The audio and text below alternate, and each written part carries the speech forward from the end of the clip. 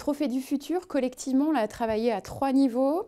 La première question que je leur ai posée, c'était quels sont les pièges dans lesquels ils pourraient éventuellement tomber et comment les déjouer, ces pièges-là.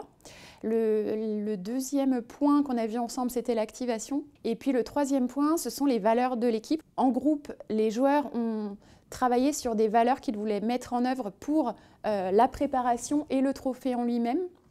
Et donc, ils sont tombés d'accord sur 5 valeurs qui devraient les guider, je le répète, dans la préparation. Enfin, c'était important pour moi qu'il y ait aussi tout l'avant-tournoi, parce que comme ils ont été champions de France, c'était important qu'il puisse y avoir une espèce de scission entre ce trophée, enfin ce championnat remporté, et après basculer sur autre chose, sur un autre projet qu'est le trophée.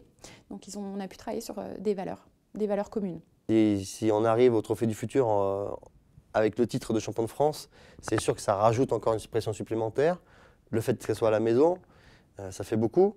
Mais je pense très sincèrement que moi, je le vois comme une fête du basket et surtout des espoirs. Tous les samedis, ils jouent devant 30, 40 personnes.